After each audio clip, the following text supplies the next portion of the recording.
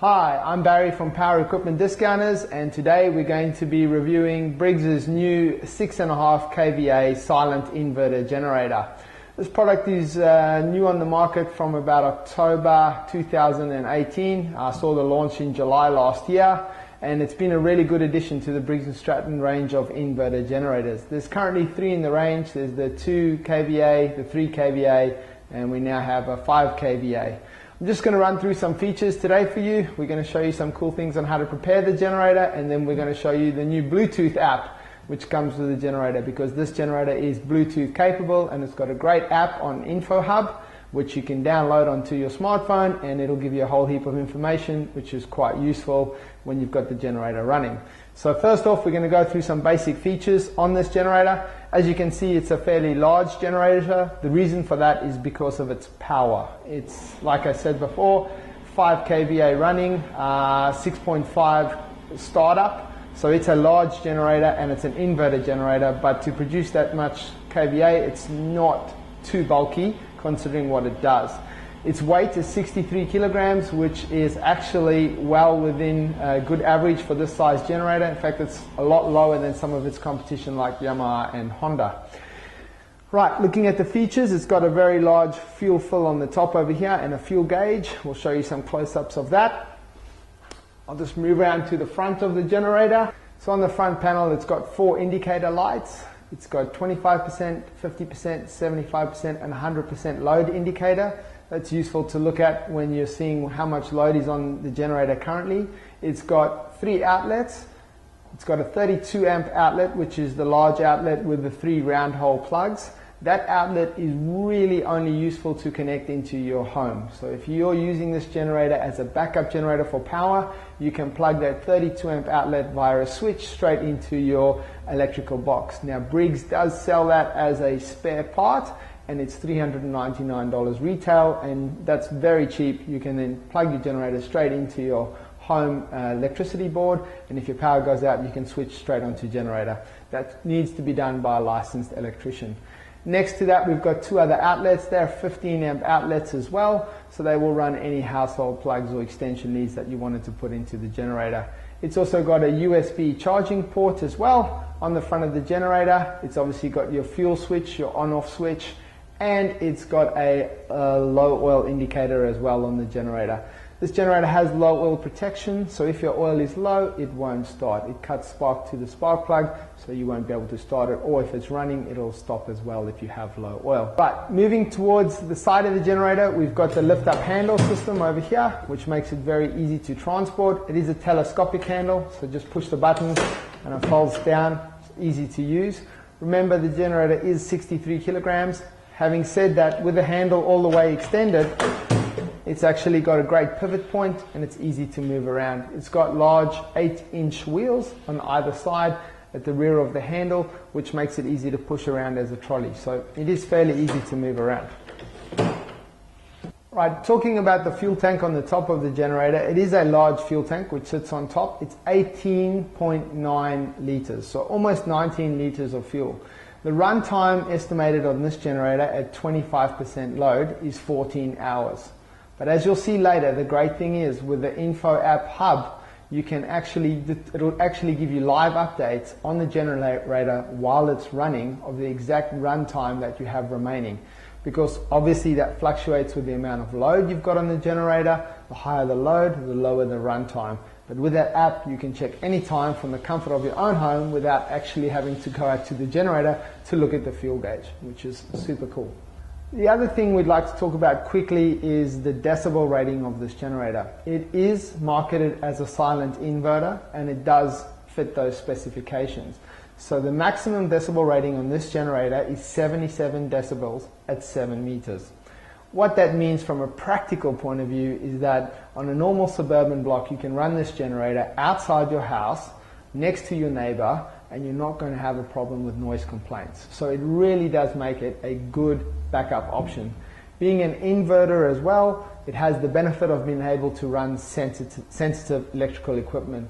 So that means running your laptop, running any of your modems at home, any of your plasma screen TVs or LCD TVs will all work very well on this generator, and it will, even if you run out of petrol, you're not going to get that voltage spike which is going to cause any damage to electrical equipment. So it makes a really good backup generator for every piece of equipment in the modern home. Okay, so let's talk about setting up this generator and getting it running. The easy part is that there's only 3 star-shaped screws that hold on the rear cover of the machine. So we've taken off the cover here.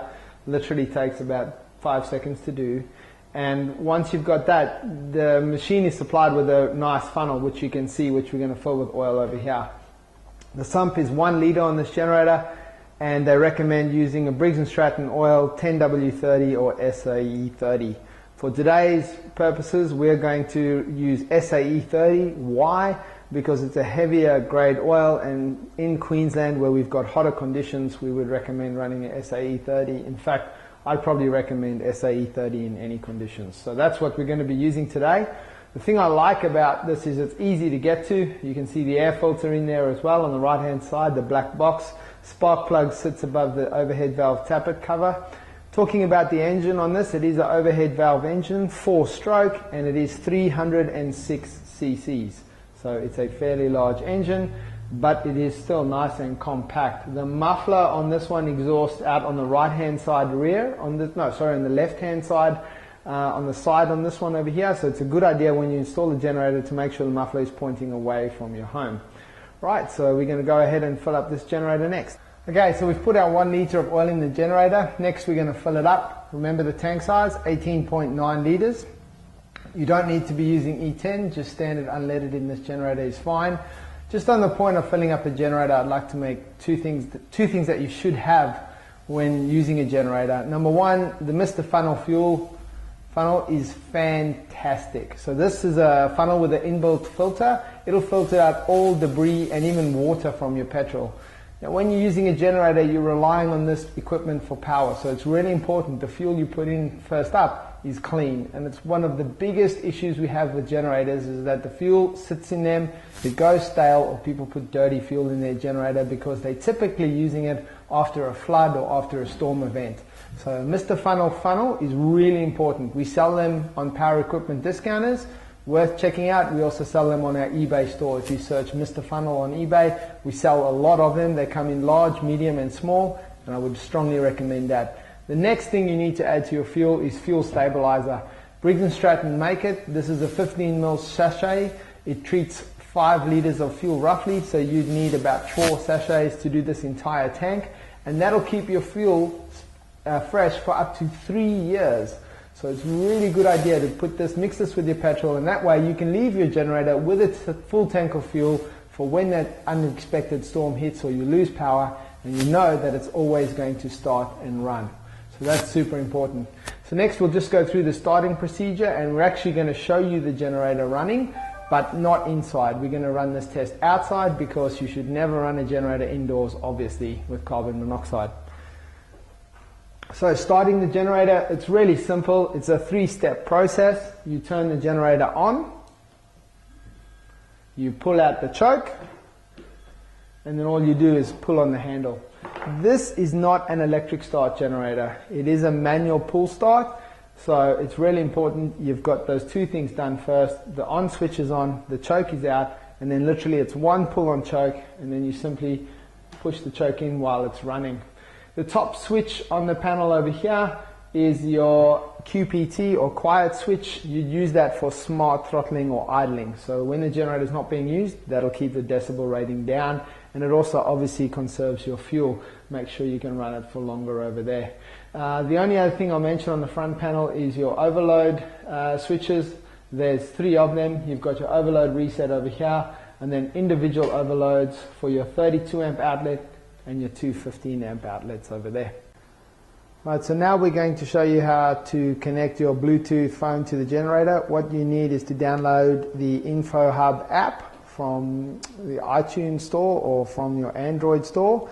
And once you've got that app, you'll need the serial number of the generator, which can be found on the sticker underneath the lift-up handle.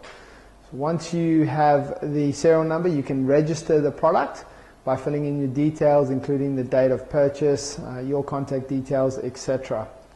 Once all that information has been uploaded, you'll have a blue blinking light on the generator. It's important to note you have to have the generator running to connect your app because you need power for the Bluetooth to work. So with the blue blinking light, it'll then, if you scan for items on the app, once you've opened it and registered your product, you'll find the generator, click on that, and then the generator will be connected through the app to your phone. The information that you can get off that is quite substantial. So looking through the app, you can determine the power usage on the generator, so how much power you're currently using the generator for, the current fuel level in the generator, and obviously that level will change as the fuel drops. It's a real-time checking of the fuel level, and your run time to empty. Now that will fluctuate based on the load of the generator and the time you're using that load for. That graph will move up and down. On the maintenance side, you've got a bit of information you can look at there. You've got the oil life on the generator, so that's how many hours you have left until an oil change. The spark plug life, how many hours of runtime you have left till you change the plug. The air filter change, so how many hours you have left before you should change your air filter. And you've got total runtime, so that's the total number of hours your generator has run for in its life, and it'll keep a record of that so you know how many hours it has been running for if you sell it or if you purchase one of these.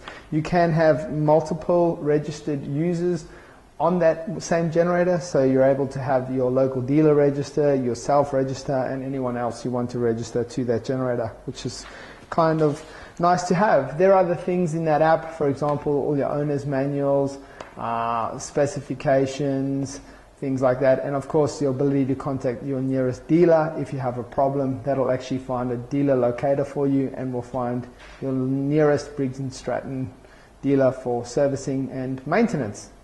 And that's basically all the app has to show you. Thanks for watching today. We hope you found this video informative. For more information on our products and more videos, visit us at powerequipmentdiscounters.com.au. Alternatively, you can visit us on Facebook, and please don't forget to click subscribe to see more videos. Thanks so much.